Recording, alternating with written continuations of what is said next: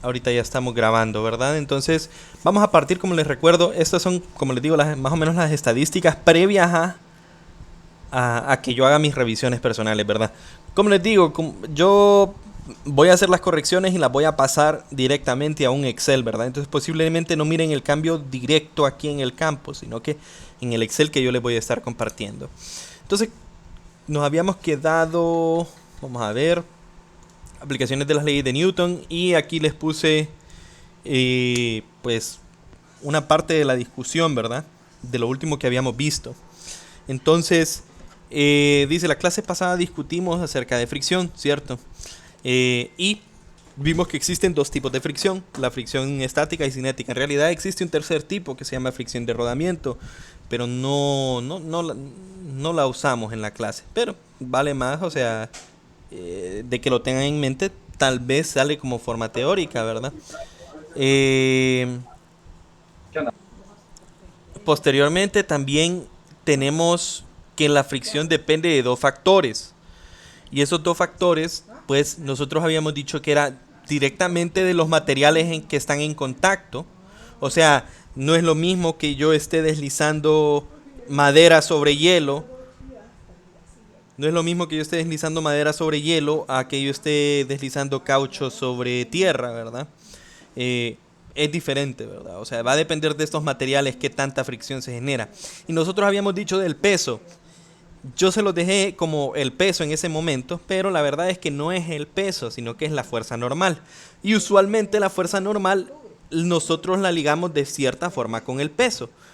Recuerden, nosotros hemos visto en ejercicios anteriores que la normal no siempre es el peso. De hecho, aquí en este ejercicio de acá, yo les había dicho, si ustedes hacen la sumatoria de fuerzas en Y, yo puedo ver acá que directamente la fuerza normal no es igual al peso. Eso no es una fórmula, ¿verdad? Sino que la fuerza normal ustedes siempre la tienen que calcular a partir de la segunda o de la primera ley de Newton, dependiendo de cuál es eh, de cuál de los dos casos estemos enfrentándonos, ¿verdad? Entonces, esta la tienen que calcular siempre, ¿verdad?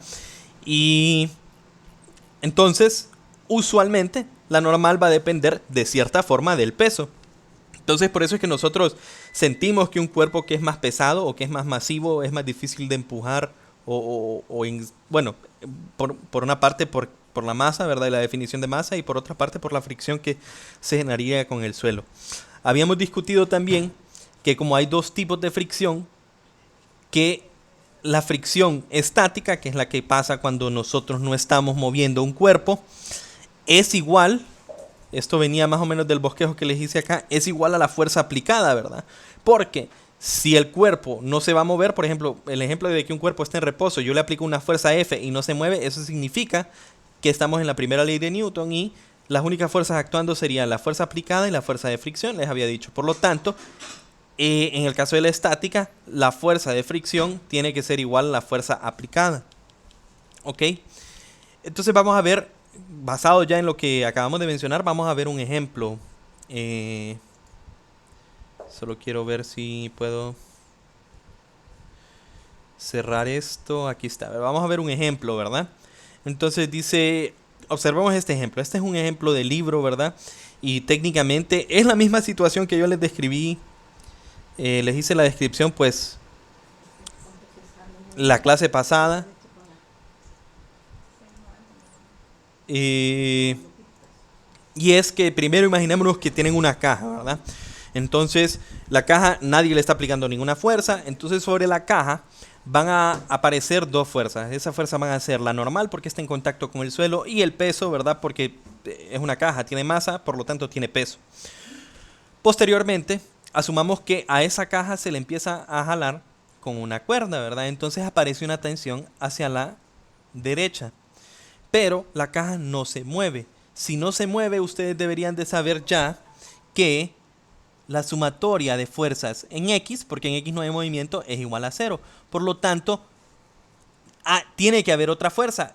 Y esa fuerza es la fuerza de fricción. Y para que se cumpla, entonces yo sé que la tensión menos la fuerza de fricción le voy a poner sub S, porque ya sabemos que es estática porque no se está moviendo. Es igual a cero. Entonces en este caso yo estoy viendo que la fuerza de tensión o es igual a la fuerza de fricción estática, o al revés se debería decir, ¿verdad? La fuerza de fricción estática es igual a la tensión que estoy aplicando. Digamos que yo paso y digo, no, yo en serio que quiero mover esta caja y aplico una fuerza de tensión mayor. Se fijan que la magnitud con la que dibujan ese vector es mayor. No sé por qué a veces me pasa esto, ¿verdad?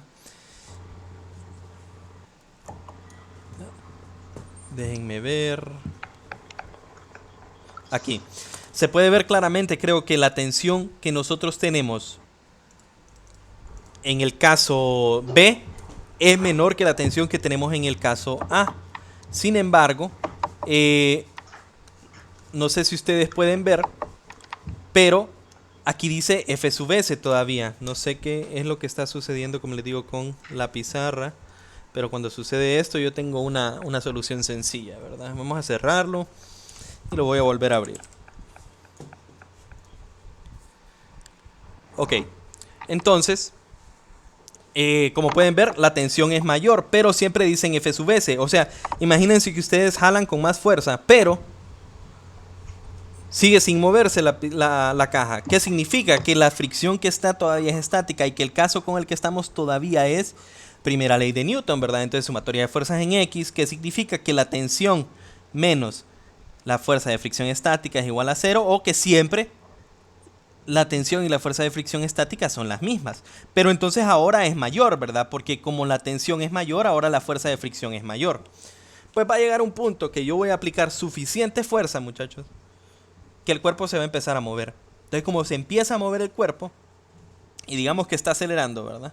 Eso es independientemente de que esté acelerando o no, pero si ya se empieza a mover el cuerpo, entonces ahora la sumatoria de fuerza ya no o la fuerza que va a aparecer ya no va a ser fricción estática, sino que va a tener esa sub K de cinética, ¿verdad? Fricción cinética.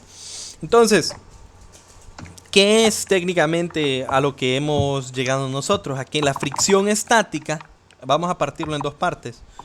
La fricción estática va a ser igual a la fuerza aplicada, pero después nosotros vamos a llegar a un punto en el cual aplicamos suficiente fuerza de tal forma de que la fricción deja de ser estática y es fricción cinética. Y recuerden lo que les había dicho la vez pasada, ¿verdad? Usualmente nosotros cuando empezamos a empujar un objeto muy pesado, lo que más nos va a costar hacer es que se comience a mover, ¿cierto? Pero muchas veces, después de que se comience a mover, nosotros podemos aplicar una fuerza más leve y el objeto se va a seguir moviendo. ¿Por qué? Porque la fricción estática, y eso es algo que ustedes deben de, lo voy a dejar acá, ¿verdad? Como un dato. O mejor dicho, la fricción cinética, ¿verdad? Siempre es menor a la fricción estática máxima, ¿verdad? Máxima, ¿verdad? Eso siempre va a pasar. La fricción cinética siempre va a ser menor a la fricción estática máxima. ¿Por qué digo máxima? Porque la fricción estática va a depender de cuánta fuerza estoy aplicando. Si yo aplico una fuerza muy pequeña, la fricción estática va a ser pequeña. Si yo aplico una fuerza muy grande, la fricción estática va a ser muy grande. Y voy a llegar hasta un punto tope, ¿verdad? Entonces aquí les voy a insertar lo que es otra foto. En este caso esta foto va a ser de unas gráficas que son técnicamente las gráficas de ese comportamiento que yo tengo ahí, ¿verdad? Entonces,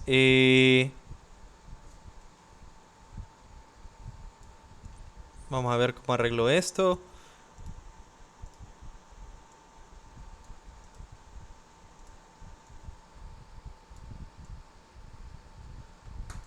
Voy a poner eso ahí abajo por mientras y voy a mover esto aquí. Eso ya no lo ocupo, ¿verdad? Voy a poner esto aquí.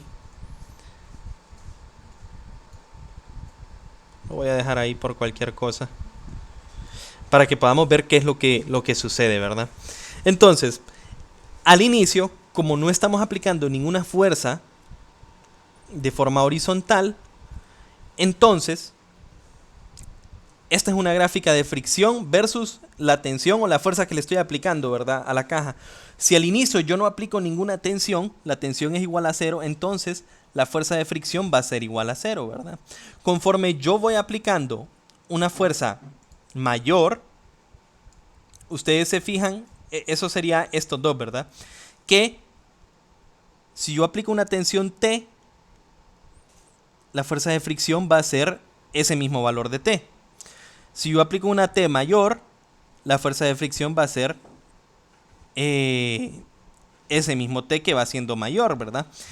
Esto sigue aumentando, ¿verdad? La fuerza de fricción, en este caso, este es el límite, ¿verdad? La fuerza de fricción va a seguir siendo igual a la fuerza que nosotros estamos aplicando hasta que llegamos a un punto máximo. Este punto máximo de la fuerza de fricción estática, ¿verdad? Es la que nos divide a nosotros entre la parte estática y cinética, ¿verdad? Y este va a tener un valor como máximo. Si yo aplico una fuerza mayor a esta fuerza de fricción estática máxima, lo que significa es que como mi fuerza es mayor a la fricción estática máxima, ya no puede haber fricción estática, entonces ahora hay fricción cinética. Y justo cuando se empieza a mover, entonces, la fuerza de fricción, como ya no es estática, es cinética, es menor. Y si se fijan, anda más o menos por estos valores de acá, ¿verdad? Y ahora sería fricción cinética. Entonces eso lo podemos decir o lo podemos aproximar a que es técnicamente un mismo valor. Ahora, ¿qué es lo que acabamos de encontrar entonces, verdad? Que cuando tenemos, y esto siempre es cierto, ¿verdad? La fricción cinética siempre va a ser menor. Si se fijan, esta es la fricción cinética y es menor a la estática máxima, ¿verdad?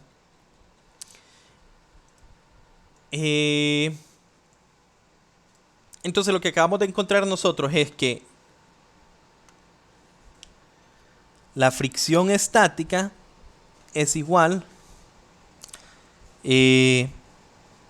a las fuerzas aplicadas técnicamente.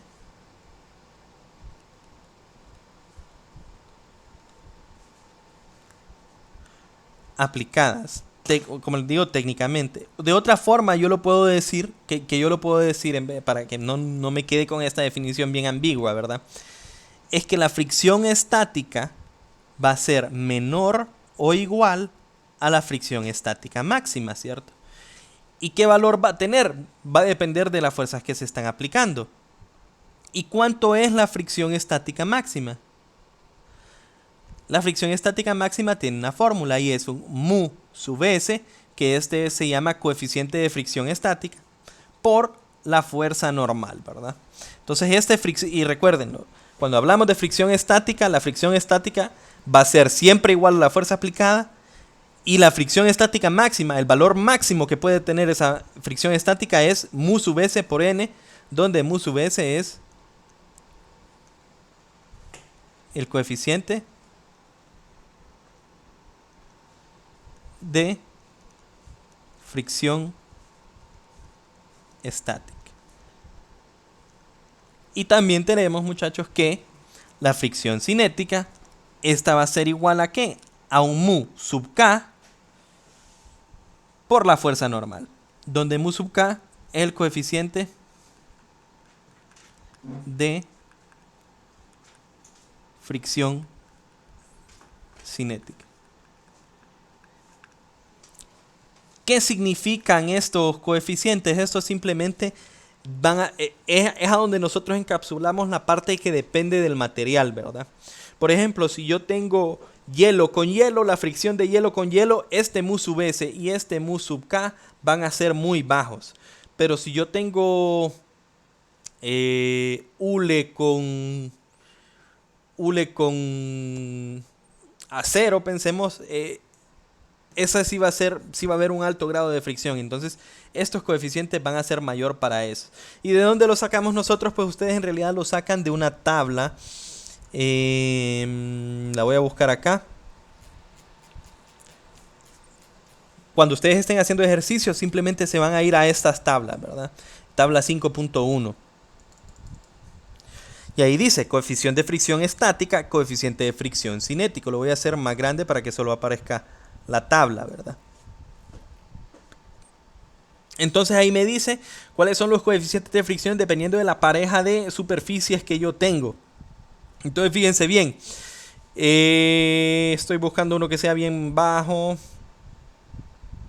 teflón sobre teflón, teflón sobre acero. Miren, 0.04 de fricción cinética, perdón, estática y 0.04 de fricción cinética, ¿verdad?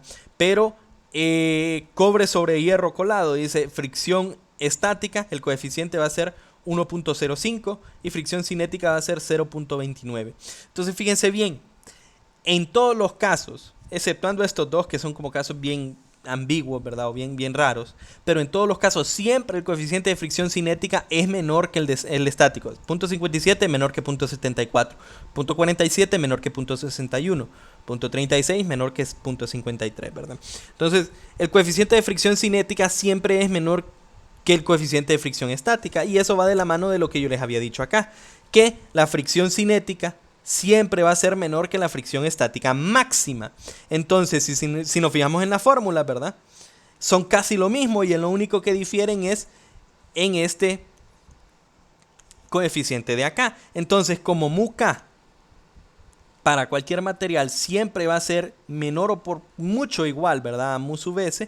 Entonces, de ahí es de donde yo puedo decir que la fricción cinética siempre va a ser menor o igual en un caso muy extremo, ¿verdad? Como teflón con teflón, que la fricción estática.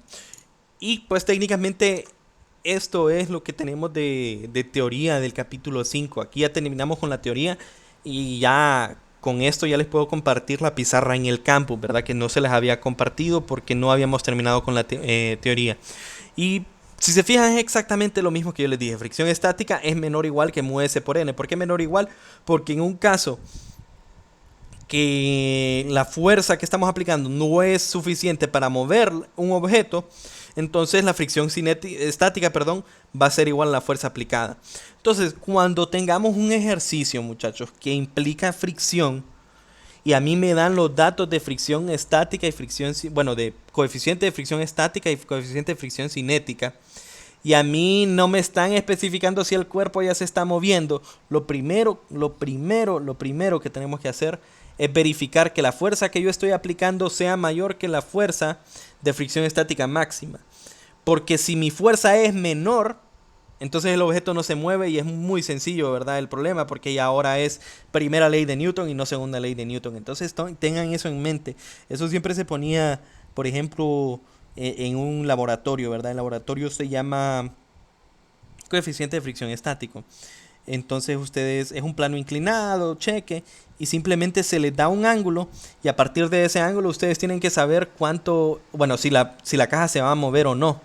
Entonces muchas veces en la prueba que los instructores ponían, determine la aceleración de la caja. Y muchos empezaban a hacer los cálculos asumiendo de que la caja se movía, pero lo primero que tenemos que hacer es no asumir, si no me lo han dicho el ejercicio, ¿verdad? No asumamos que la caja se mueve, sino que primero verifiquemos si se va a mover, ¿verdad? Entonces con eso nosotros, como les digo, hemos terminado con la parte teórica, no solo de este capítulo, ¿verdad? Sino de la primera unidad también, ¿verdad? La sección tiene un poco más, ¿verdad? Les habla sobre fricción de rodeamiento, les habla sobre resistencia de fluidos y rapidez terminal, pero eso no lo vamos a tocar nosotros en este curso, ¿verdad? Sino que nos vamos a quedar hasta la parte de fricción y eso serían todos los temas. ¿Qué hora tenemos, muchachos? 6:30. Vamos a poder hacer algunos de los ejercicios del capítulo 4 que teníamos rezagados. ¿Hay alguna pregunta con la parte de fricción, muchachos, o quedó claro?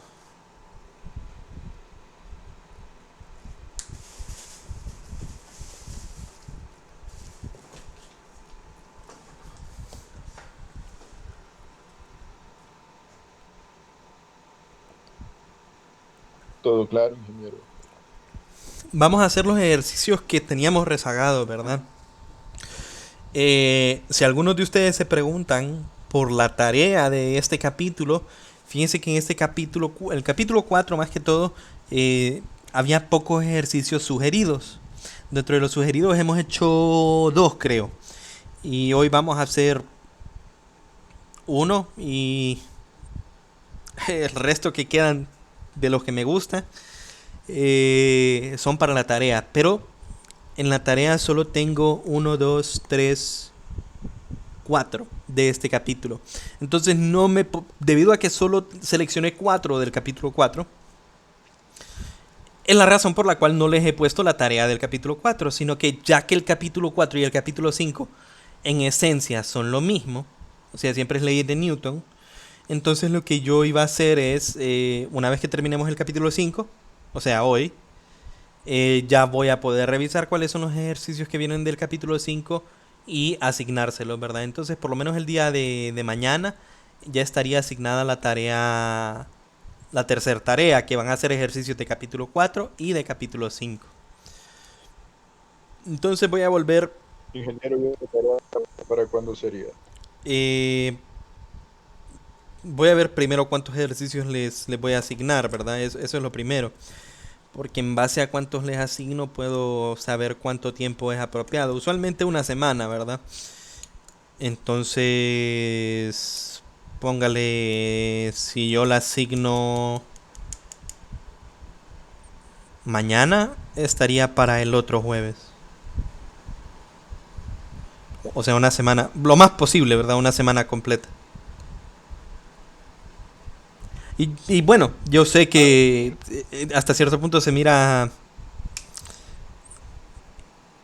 como que bueno, la tarea va a ser después de la prueba, que se les evalúa eso, ¿verdad? Pero bueno, ustedes pueden, desde que yo asigne la tarea, ustedes pueden empezar a practicar con esos ejercicios, ¿verdad? Y si los terminan antes, ustedes los pueden subir antes, ¿verdad? Pero les doy el plazo, puedes hacerlos hasta, por ejemplo, del jueves que la asigne, porque posiblemente esta mañana la voy a asignar hasta el otro jueves. Está bien, ingeniero. ¿Y cuándo tocaría la prueba? Es para este sábado. Eso lo dije creo que al inicio. No sé, Es que no me sé. conecté tarde, no pude conectarme a tiempo. Tenemos que esperar a ver qué nos dice coordinación de la asignatura, porque los problemas son muy persistentes. Lo que dije es, eh, según lo que el patrón que estamos viendo, el problema se da cuando varios, o sea, demasiadas secciones se intentan ingresar al campus al mismo tiempo. Entonces, hay dos sugerencias técnicamente. Una sugerencia fue, por ejemplo, que la sección de las...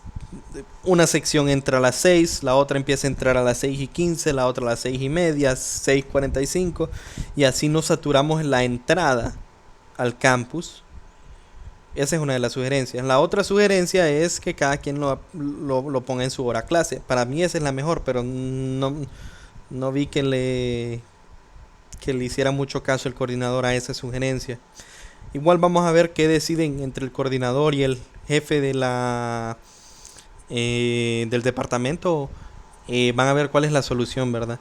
Entonces, obvio, ellos nos tienen que dar una solución antes del sábado, ¿verdad? Y en cuanto yo tenga la respuesta, ya sea la decisión que se tome, ¿verdad? Yo se la voy a transmitir a ustedes. Y si es de votar, yo siempre les consultaría primero a ustedes en el grupo de Telegram, ¿verdad? Así como cuando les dije, ¿prefieren martes o prefieren domingo? Me dijeron domingo. Yo les dije domingo, voté por domingo, pero ganó martes, ni modo, ¿verdad? Ganó, la mayoría ganó.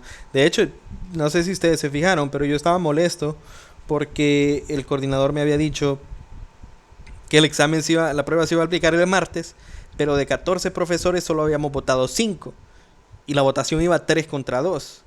Entonces yo en el chat les puse, ¿verdad? Como no, pero entonces que participen todos, porque no puede ser que solo estamos votando 5 de 14, ¿verdad?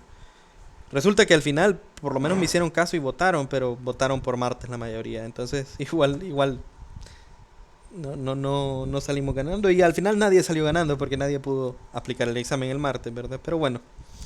Entonces, como les digo, si llega a hacer algo de votación, yo siempre les voy a consultar a ustedes para más o menos sondear qué es lo que les sale mejor, porque sí hay que tener cuidado con los horarios de las otras asignaturas, con los otros exámenes o pruebas que tienen o trabajos que tengan encima y no simplemente, pues, decirles el examen está al día y ya, o sea, sino que mejor lo que mejor les convenga, ¿verdad? Entonces vamos a ver una página.